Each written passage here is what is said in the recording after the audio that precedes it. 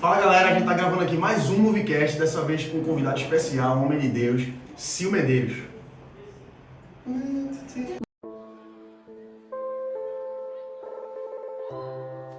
Estamos aqui com Sil Farney, mais conhecido para alguns, Farninho, como a galera gosta de tirar onda.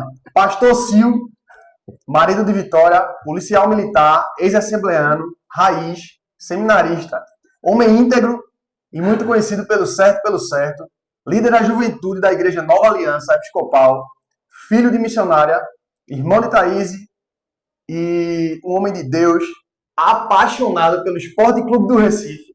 Ele tem um discípulo favorito, Arthur Spinelli. Fala aí, sim, um pouquinho da tua... Cara, de uma apresentação dessa aí que você fez, meu amigo. Mas, assim, a única coisa que eu poderia falar é a vida de um cara que, quando a gente tava orando aqui, antes de começar o podcast, eu baixei minha cabeça aqui e o Senhor me fez lembrar, sabe? A vida de um cara antes e depois do tchan com Deus. Daquele encontro que a gente tem, assim, que mesmo nascendo em um lar evangélico, e de pais evangélicos a gente precisa ter. Então, trocaria toda essa apresentação, embora que vocês foram muito generosos aí, Amém. por um filho de Deus, meu irmão. Sinceramente, é tudo que eu preciso ser e é tudo que eu sou, filho de Deus. Amém, meu irmão. Amém, amém. Satisfação ter você aqui com a gente. Eu sei que você tem uma bagagem aí, uma experiência de vida com Cristo incrível, e sei que você pode alcançar muitas pessoas para o reino de Deus, sabe? E aí, para a gente começar aqui, a primeira pergunta, eu queria, assim como remete Paulo, né, lá na carta dos Romanos, vai dizer que a bondade de Deus nos leva ao arrependimento. E aí, nada melhor do que a gente começar com essa pergunta aqui. Como Jesus encontrou Sil? E como foi o processo de conversão? Eita, Jesus. Vamos lá, porque só essa pergunta aí Já vale, né? já dá um filme já. Mas, cara, como eu disse a tu, né, eu já gravei outros podcasts já falando sobre teologia, mas vida particular, vida pessoal, eu nunca tinha gravado. E eu fui um cara que eu nasci e cresci no Evangelho. Eu vi Deus fazer muita coisa dentro da igreja. O Senhor me usou para algumas coisas que eu tenho, assim, experiências. Eu não vou nem entrar nos detalhes, porque senão vai. Passar o dia todo aqui, A né? gente vai passar o podcast todinho falando assim. Uma em particular que marcou muito a minha vida, que para mim é o dia de maior honra da minha vida. Que eu tocava. Quem gosta muito dessa história é a Thaís, ela gosta muito dessa história. Eu tocava panderola na igreja e eu lembro que teve uma moça lá que estava possessa e tal, e com uma legião, eles mesmos se denominaram mais ou menos assim, né, pra quantidade, pelo grito que ela mesmo falou e tal. E eu tocava panderola na igreja, eu tinha 7, 8 anos. Panderola é aquele desenho, né, Sim, eu tô que ligado, cara. Quase um meio pandeiro, né? Tá é batendo assim. meio pandeiro, como se fosse meio pandeiro mesmo. E eu tocava panderola na igreja e o Senhor, eu com 7, 8 anos, acho que tinha por essa idade aí, o Senhor me usou para expulsar, né, aquela legião e tal. E foi um dia em que eu andei sem andar, porque eu não me mexi, sabe?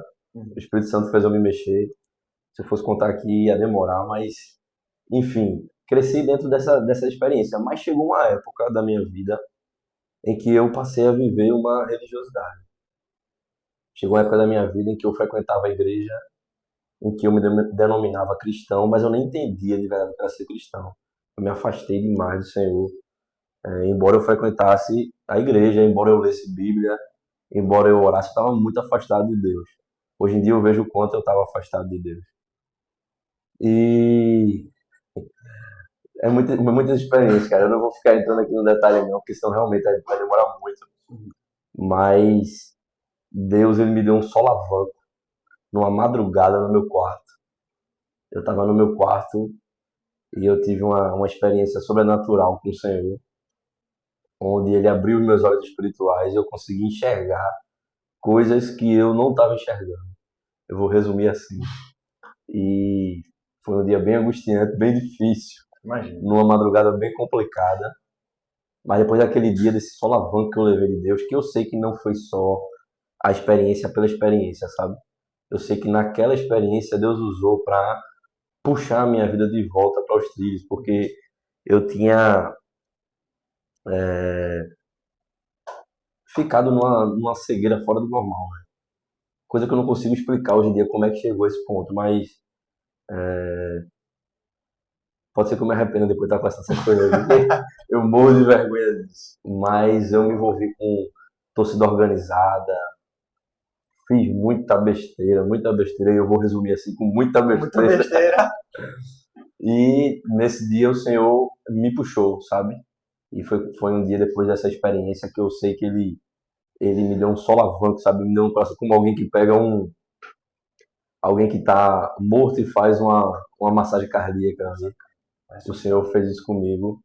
E aí eu tive novamente os olhos abertos, voltei a orar com fervor, a ler Bíblia, a buscar, e aí aconteceram tantas coisas, cara, que para poder eu resumir essa pergunta que tu fizesse, eu vou resumir com esse dia e um outro dia que foi um dia que ele me deu um despertar para essa parte de estudar mais a Bíblia, teologia, etc. Que foi um dia que eu estava assistindo uma pregação, eu lembro até hoje, cara, era uma pregação de Luciano Subirá no YouTube. Eu assistindo sentado em casa e ele fez uma pergunta, que é aquela coisa do Espírito Santo, sabe? Que ele fez uma pergunta que na teoria era uma pergunta normal, mas mudou tudo a forma como eu enxergava. Que ele perguntou assim: como é que você é cristão e você não sabe o que o seu Deus fala para você na Bíblia? Só tem um livro que ele deixou aqui. E como é que você não segue esse livro? E se você se diz cristão, como é que você não conhece o que ele diz? Eu, no mínimo, teria que ter a curiosidade de saber. Aí aquilo deu um despertar na minha cabeça que me fez mergulhar assim na palavra de uma forma sobrenatural, sabe? Que eu sei que o Espírito Santo ali teve esses dois momentos. Se alguém já entrando em polêmica teológica, né, acredita em batismo com água e com fogo, na minha cabeça, o primeiro foi com água e o segundo foi com fogo. Amém, meu irmão. Amém, amém. Isso das escrituras que tu falou é fundamental, né, pra gente que é cristão, porque, enfim, eu vejo muitos amigos meus que não se converteram ainda porque eu acredito que Deus e Jesus, na sua santa misericórdia, vai buscar, sabe, Amém. os filhos das ovelhas perdidas. E é necessário que a gente conheça Deus. Com certeza. É necessário que a gente aprenda o que Ele é, quem Ele é, a bondade que Ele tem, o amor que Ele derrama sobre nós, através do Filho dele, de Cristo Jesus. Enfim. E aí essa sede pela palavra também aconteceu comigo, sabe? No momento que eu nunca tinha lido a Bíblia, ou eu sabia histórias aleatórias do Antigo Testamento, desde Adão e pequeno, Eva, né? Adão e Eva, José, enfim. Mas assim, quando a gente mergulha na palavra, realmente é como se a gente nascesse mais uma vez, sabe? Assim, irmão, eu estava tanto tempo com esse Deus, ou dizia acreditar, não sabia nem quem ele era.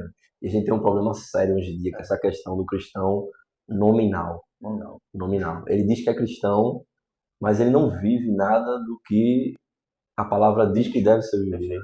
E nem leva a Bíblia em consideração, nem para perguntar o que a Bíblia pensa, e vai vivendo a sua vida, né?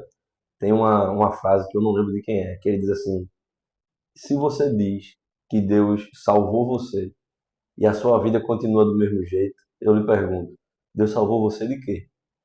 E é, e é isso, cara, porque a gente tem um problema sério que é o seguinte: para ter vida, tem que ter morte.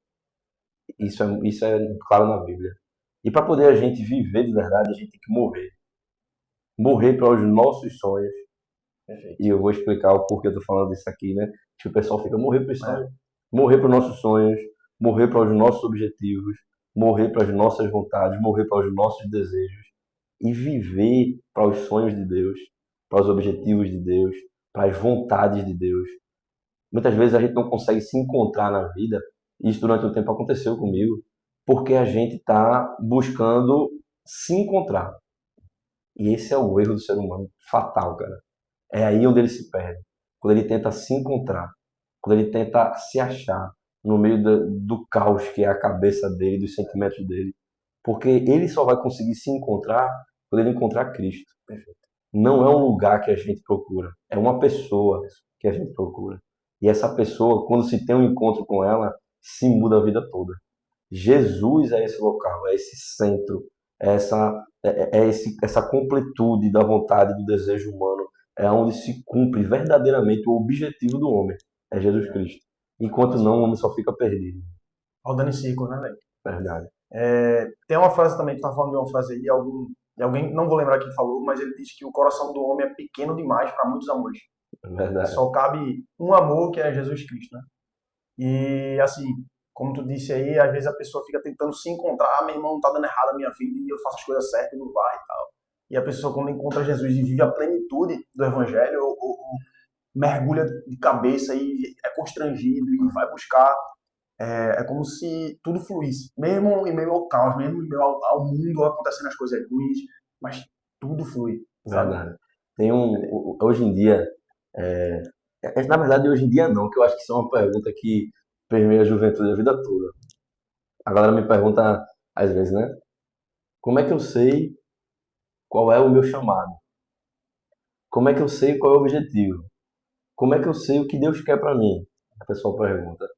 E isso tudo acontece muito por causa dessa falta de entendimento da gente, de achar objetivo na vida, ou de achar razão na vida, dentro da perspectiva do que a gente acha que é.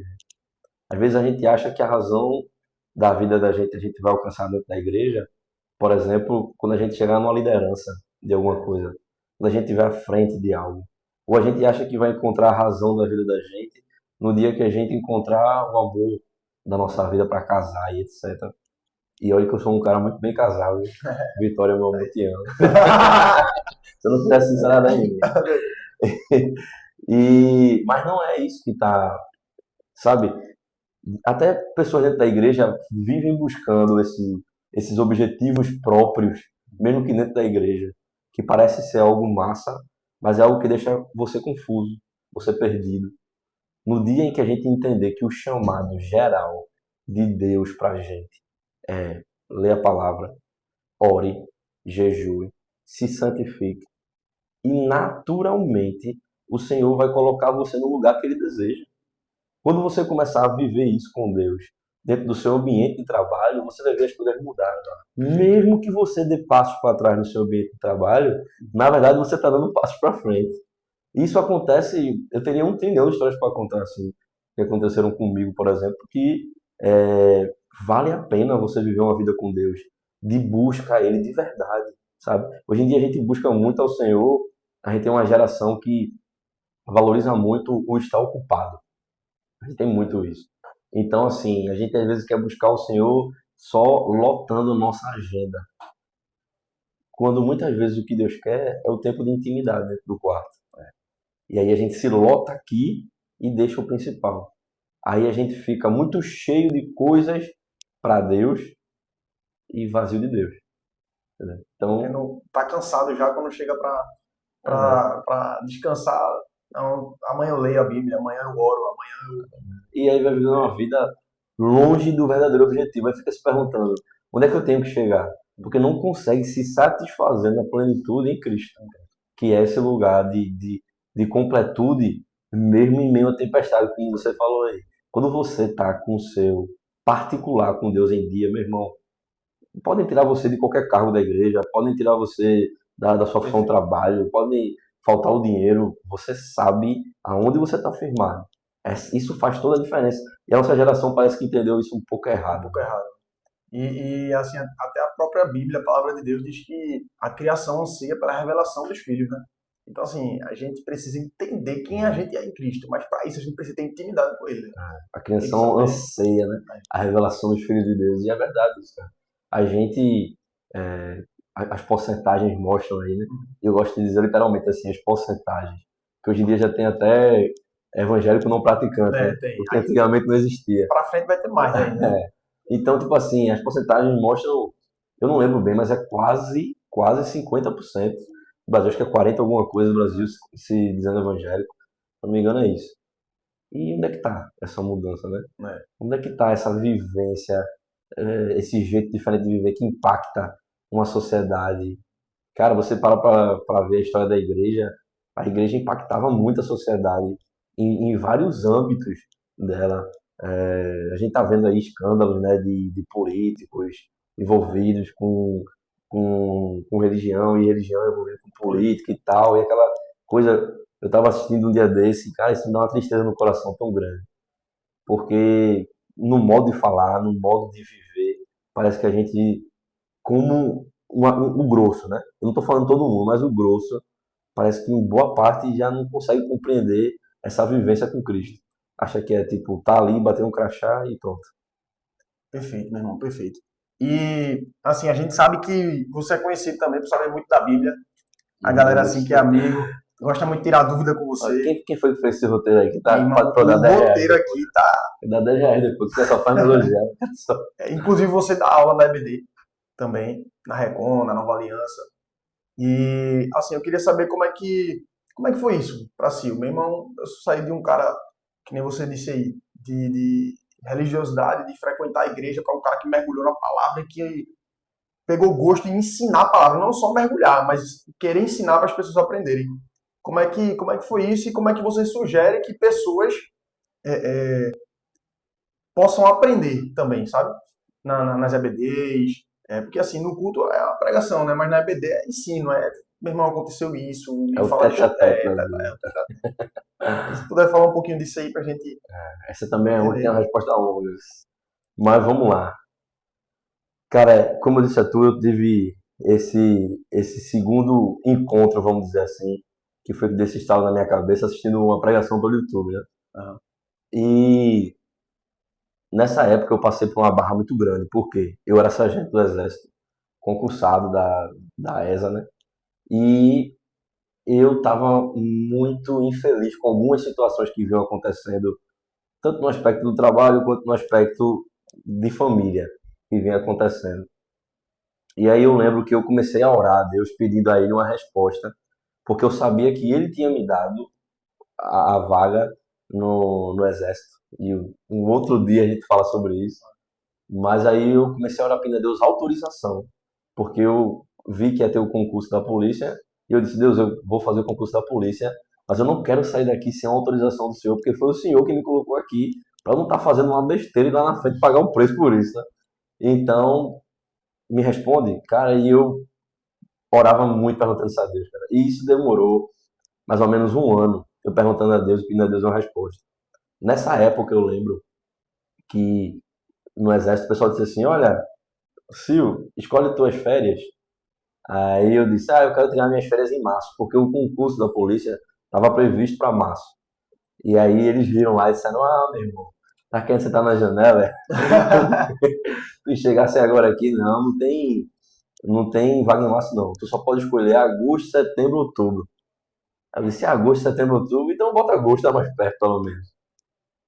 E eu lembro que na época o concurso da polícia, que ia ser em março, eu tava preocupado porque para ter tempo de estudar e tudo mais, eu precisei me dedicar, né, para poder fazer o concurso da polícia. E eu lembro que eu não ia conseguir por causa da minha carga horária no exército, na época era muito puxado. Eu recém-chegado, tirava muito serviço e tal. E eu disse, pô, não consegui tirar férias. Aí o que aconteceu? Adiaram o concurso da polícia de março. Simplesmente tiraram o concurso da prova sem massa e tal, e não anunciaram nenhuma nova data. Aí eu fiquei, meu irmão, o que está acontecendo? E eu orando a Deus pedindo a resposta. Orando e pedindo a resposta, e eu orava, orava, orava, insistia muito, cara. Me apegava muito aquela passagem que fala, olha,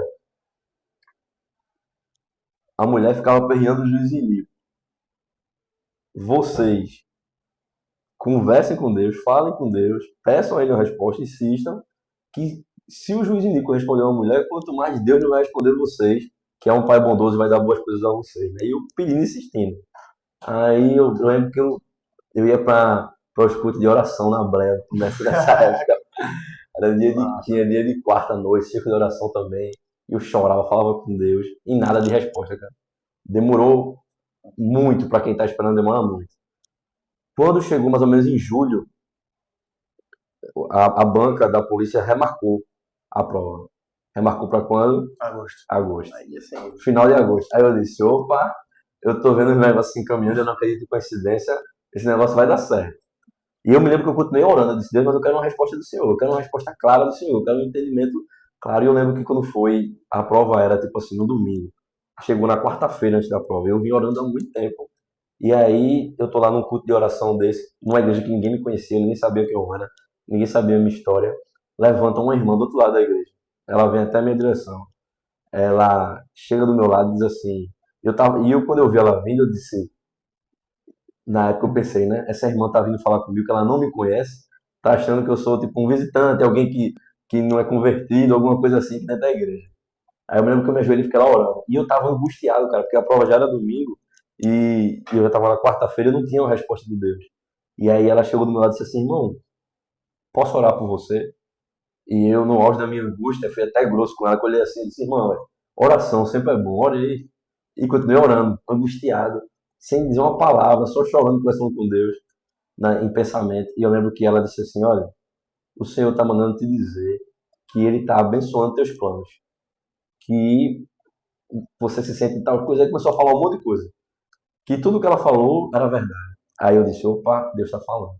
Se enfim eu tenho a minha resposta, Ele está abençoando meus planos, eu vou passar. No outro dia eu já saí, fiz o exame que era necessário para quem passasse na prova, já dava certo que eu ia passar. Fui fazer a prova já com certeza que eu ia passar. Fiz a prova, passei, pedi baixa no exército. Eu tinha uma reserva muito boa, cara, muito boa mesmo assim, de dinheiro na época, que eu conseguia guardar eu sozinho e tal, né? Solteiro na época, sargento do exército. E aí eu lembro que quando eu pedi baixa do exército, com certeza que eu ia passar, veio a convocação da primeira turma do concurso da polícia. Aí meu nome não tava. Aí eu disse, meu irmão, o que teve de gente que me disse, rapaz, Deus falou contigo não, isso aí é conversa e tal. Ó, eu ouvi demais isso, cara, eu ouvi demais. E eu mesmo que eu comecei a orar. E isso, essa brincadeirinha entre eu sair de um e eu entrar em outro, demorou, sabe quanto tempo? Mano? 4 anos, né? 4 anos. E tu já E tinha saído do exército, já né? tinha saído do exército. E eu gastando toda a minha reserva, gastando todo o meu dinheiro, vendi meu carro, que na época eu tinha. E eu disse, Deus, o que está acontecendo, né? Eu orando, eu disse, mas o Senhor falou e eu creio nisso. E eu lembro que uma vez eu saindo E o tempo que eu tinha livre era o dia todinho, meu irmão. Esperando, e lendo Bíblia, orando, jejuando, era o dia todinho nisso. E estudando teologia, eu fiz um curso autodidata praticamente. 4 anos. E eu tinha um problema muito sério, que era, o dinheiro estava acabando, né? E não chamava, não acontecia. E aí eu lembro que eu estava um dia saindo da cozinha da minha casa. E eu conversando com Deus e tal, e eu não falava por fora, mas por dentro eu tava, cadê Deus? E aí eu lembro que quando eu tava saindo da cozinha, só tiveram 2 vezes na minha vida que eu ouvi, assim, a voz de Deus de maneira audível, sabe? De maneira audível mesmo. Não era uma voz externa, não era um pensamento. Era uma voz interior, mas era uma voz. Não era um pensamento. É difícil de escrever. E eu lembro que ele disse assim para mim, por que você está murmurando? Eu fiz isso para que você tivesse mais tempo para mim. Porque eu estava distribuindo currículo nesses 4 anos em tudo que era lugar. Mano. Desesperado porque meu dinheiro estava acabando. Então eu estava desesperado meu irmão, nem atacadão me chamava para fazer entrevista. Eu disse, não é possível que esse currículo é tão ruim assim. E eu lembro que eu ouvi essa voz audível e eu entendi que o senhor tinha um plano maior, sabe? Eu parei até de distribuir o currículo, aguardei e fiquei ali estudando, me dedicando ao Senhor, gastando tempo. Estudinho para responder a pergunta que tu fizesse. Né? Mas, e o que eu poderia dizer para o pessoal é o seguinte, olha, eu não sei como é que está a sua vida, como é que você vive a sua vida, com que você gasta o seu tempo, mas busque a Deus. Dê prioridade a ler a palavra, dê prioridade a orar, dê prioridade a jejuar, ter tempo com Deus, porque esse é o sentido da vida. Não adianta você ficar correndo atrás de tudo na sua vida e você esquecer de Deus. Foi preciso Deus fazer isso comigo para que eu tivesse esse entendimento, tivesse esse tempo e torrasse todo o meu dinheiro para entender que dinheiro não é nada. É, velho. Amém, velho. História massa. E a gente, tu também tava falando aí, dizendo que Deus falou contigo também, audivelmente, e dizendo, fui eu que fiz isso para você gastar tempo, enfim. Mas se a gente for, só pelo que tu me falou aí, eu já percebi que mesmo que ele não te colocou na primeira relação, mas ele te fez juntar um dinheiro porque ele sabia que ia precisar desse dinheiro para esse tempo, sabe?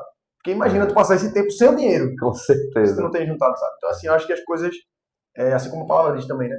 Todas as coisas cooperam para o bem das coisas Isso. Mesmo quando a gente que acha que o bem é mal, mas o bem é bem. Deus cooperam para o sabe o bem, que sabe? faz, Perfeito, velho. mas que a gente não compreende. E aí eu queria saber também, eu sei que hoje você está na Nova Aliança, está participando ativamente da questão da igreja, da reforma também, que está tendo lá. Eu queria unir essa pergunta com outra também, mas eu queria saber como foi esse chamado. Assim, eu sei que vai ser longo a experiência, o que Deus falou contigo, mas eu queria, assim, se você conseguir resumir, fica à vontade também, pode falar. No caso, quer Como saber foi o chamado para tu ir para a Nova Aliança, para reconstruir, para construir a igreja, para fazer crescer, para meu irmão, Deus me colocou aqui, sabe? Me chamou para cá. E, e o que foi que mais te surpreendeu na caminhada de cristão? Porque eu sei que existem diversas experiências. Se o cara for passar aqui, ele vai contar várias histórias. é, Mas assim, eu sei que existe a história. Disse assim, meu irmão, essa história aqui foi impactante demais para mim. aí foi uma na polícia. Mas antes, a Nova Aliança, o resumão, como é que a gente chegou lá, né? Cara, eu recebi o convite, eu já tinha ido na Nova Aliança uma vez pregar lá, e recebi o convite de pastor Francisco, que é o pastor lá da Nova Aliança, o capelão lá e tal, né? E eu recebi esse convite dele falando, cara, vamos, vem pra cá ajudar a gente e tal. E na época, eu não, a agenda muito cheia na Recon. Tinha muitas funções na Recon, discipulados que eu usava Pastor Marcos, EBD, muita coisa. E eu disse, poxa, eu acho que não dá, que não vai dar. E depois ele disse, olha, vem ficar à frente da juventude aqui. Começa um trabalho na juventude, que lá a juventude era zerada, né? Era uma juventude mínima mesmo. Acho que tinha 2 pessoas e tal. E aí eu disse, meu irmão, você olhando assim parece loucura, né? Eu disse, caramba, eu vou encarar um trabalho desse, meu irmão. E eu cheio de coisa ocupado na Recon. Só que teve um problema, né? Fui orar. E aí o cara vai orar. E eu disse, Senhor, a minha tendência é dizer não. Mas me direciona depois para a tua vontade. E a minha esposa, ela sempre brinca comigo, dizendo, se você arrumar mais uma coisa na igreja. E aí ela foi quem mais incentivou para que a gente entrasse nesse trabalho a fundo. E eu entendi que aquilo ali era um direcionamento do Senhor. Sabe outras coisas também que aconteceram. E aí a gente. E aí, junto com. A gente começou com o bispo, né? Ivanzinho, que até já veio aqui também. A gente conversou com o Ivanzinho, conversou com ele, o Ivanzinho abençoou lá. E, cara, assim, zero mérito meu, zero qualquer coisa minha. Simplesmente direcionamento do Senhor. Liguei até para o Elma, que está aqui coordenando lá com a gente, e eu disse, Elma, eu sei que parece até meio ridículo o chamado que eu estou fazendo aqui para tu, para a gente começar uma juventude, que a juventude agora por enquanto é eu, tu e Vitória. Mas o Elma topou, disse que Deus já tinha falado com ela, que ela era para dizer sim e tal, e foi bênção, ele está lá com a gente, o trabalho tem crescido, tá uma bênção, e a gente tem até a honra de estar lá com a gente também, Amém, né? Bênção do céu, o Spinelli também. E um abraço, meu irmão. Mas é isso, cara. É bênção e assim, coisa de Deus. Deus está fazendo um trabalho lá em 4 meses que a gente não imaginava nunca. Não tenho nem o que falar. Coisa do Senhor mesmo, assim. Coloca a mão. Inclusive, você é convidado para conhecer a Paróquia Nova Aliança. Vá lá para matar a curiosidade lá. Amém. Eu vou. E aí, o que é que mais te surpreendeu na tua caminhada como cristão? Essa é a história, assim, meu irmão, essa história foi a que mais impactou a minha vida. Cara, eu vou contar uma aqui que é bem pesada, que foi na Polícia Militar. Essa, assim, já teve muita coisa, já teve batalha espiritual, essas coisas todas, mas essa em particular me marcou de um jeito que eu nunca vou esquecer esta minha vida. E um dia eu vou encontrar esse cara e vou dar um abraço nele. E por que aconteceu? A gente tava fazendo uma ronda num bairro chamado Conjunto Muribeca. E a gente fazendo uma ronda lá nesse local, quando a gente tá em um certo ponto do bairro, a gente começa a ouvir muito tiro mesmo. Sendo que era tanto tiro que a gente pensou que era fogos, a gente dentro da viatura. Disse, meu irmão, não é possível não, é tiro demais. E a gente virou a rua, quando a gente vira a rua, a gente dá de cara com 3 homens armados, né, com pistola, e a gente tava em 3 também, policiais dentro da viatura. E esses homens que estavam armados na hora, quando vem a viatura, já vinham disparando, né, disparam, correm, e a gente corre atrás deles. Depois a gente descobriu que eles estavam lá porque eram de uma certa facção e estavam indo tentar matar um cara lá dentro daquela comunidade por guerra de tráfico, né? E a gente foi atrás deles, e quando a gente foi atrás deles, começou um tiroteio intenso. Começou numa esquina, foi até uma outra esquina e chegou até uma área de campo aberto. Na área de campo aberto, meu irmão, parecia filme de faroeste. Era muito disparo mesmo. E eu lembro de eu ouvir um zunindo, né? Passando perto de mim, que na hora até me abaixei, eu disse, Deus, eu vou morrer, velho. Eu vou levar um tiro. Mas eu disse, só tem um jeito aqui de parar isso aqui. É ele levando tiro antes da gente levando tiro. E aí nessa troca de tiro, ele foi atingido na troca de tiro. Ele só parou, acho que depois do 3º ou 4º disparo que ele foi alvejado. E eu antes de entrar na polícia, fiz uma promessa a Deus.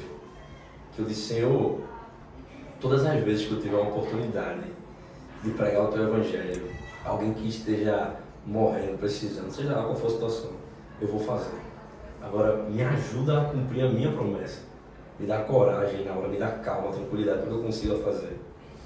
E, assim, isso já tinha acontecido, acho que não desse jeito, mas em outras situações e tal, umas 7, 8 vezes, vi pessoas se convertendo ali, trabalhando na polícia, gente se convertendo. O pessoal até no batalhão tirava onda comigo, né, brincava, dizendo, ela vai pregar por prega pra esses bandidos não e tal.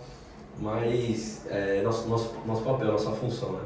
E eu lembro que esse cara, depois de alvejado, eu cheguei perto dele e Deus me deu essa tranquilidade na hora, sabe? E ele tava esvaindo, cara, assim, em sangue. Tava uma poça de sangue, eu lembro que ele agarrou na minha perna. Cena de filme de terror aí agora, né? Ele agarrou na minha perna, olhando pra mim, já meio pálido já, e disse assim, eu vou morrer. Aí eu olhei pra ele, pra situação que ele tava, e disse, cara, você vai morrer mesmo. Se você for sincero, né?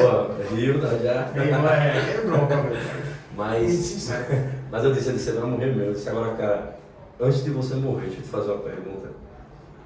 Você conhece Jesus? Aí ele olhou pra minha cara e disse assim, eu era evangélico, eu tô desviado. Aí eu olhei assim e disse, Deus, o Senhor botou a minha guarnição aqui exatamente para esse momento. Eu me lembro que ele pegou a pochete, que ele estava cheio de munição, .40, ele estava com uma pistola, que era uma pistola melhor que a minha ainda. Me deu assim a munição, eu disse, eu não quero mais nada disso não. Eu disse, cara, você se arrepende? Eu disse, me arrependo. Você quer aceitar Jesus? Eu disse, quero entregar minha vida a Jesus.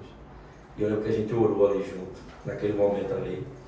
Ele entregou a vida a Jesus, a gente colocou ele dentro da viatura, foi levar ele para a UPA, mas eu lembro que eu vinha conversando com ele e durante o caminho para a UPA, ele deu aquele último suspiro, sabe? A gente mesmo assim levou ele até a UPA porque a gente não tinha certeza de nada, mas deu para ouvir ele dando aquele último suspiro. E depois que tudo passou, que a adrenalina baixou, eu agradeci a Deus a oportunidade de estar ali, de ter encontrado aquele cara. E eu quero um dia, quando chegar no céu, dar um abraço nesse cara. Com certeza eu quero dar um abraço nele. Eu tenho certeza que ele, nesse momento, está num lugar onde ele pôde descansar de verdade. E eu senti o arrependimento dele quando ele tirou a pochete, a munição da cintura dele, me entregou, dizendo que não queria mais aquilo, que era cristão, que estava desviado, que queria voltar para Jesus. Então, de todas as coisas que passou assim, o maior milagre que a gente pode ver na vida de alguém é a transformação, né? E essa história em si, que é uma história que eu geralmente não conto para muita gente, porque eu sei que é impactante, essa questão da polícia e tal, não sei o quê, mas que mais me impactou, acho que essa aí eu nunca esqueço não. Não tem nem como, né? Eu acho que nem eu vou esquecer mais. Quando eu ia falar mesmo dela história, irmão, e errar aqui, eu já vi você falando isso no Café dos Homens, na Record quando eu fui uma vez, faz muito tempo, acho que é uns 2 anos. Como é que você consegue conciliar essa vida cristã com a sua profissão? Eu lembro que tu citou, acho que algum texto de Romanos. É Não vou porque lembrar agora, mas eu tenho memória disso.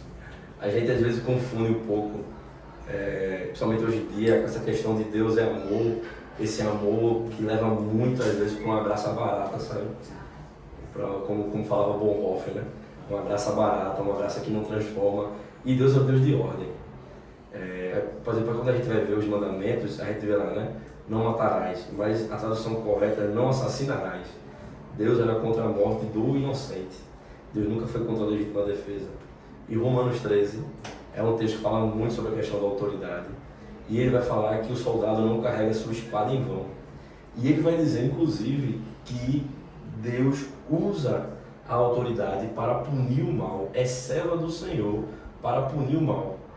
Então, todas as vezes que eu vou para a rua, cara, eu me sinto como um soldado de Cristo, como um soldado de Deus, como alguém que está fazendo uma função para tentar estabelecer a ordem para Deus e tentar trazer da melhor forma possível a justiça e que seja feita a vontade de Deus. Eu tenho um problema zero com o meu trabalho e o Deus que eu sigo. Pelo contrário, eu me sinto um soldado dele, literalmente. Amém. Amém. Graças a Deus. A gente vai agradecer aqui a Sil, meu irmão. Muito obrigado aí pela disposição e pelo compartilhar da sua vida aí, da sua caminhada com Cristo, meu irmão. Quem gostou aí do episódio, dá um like, compartilha, se inscreve no canal e até o próximo episódio.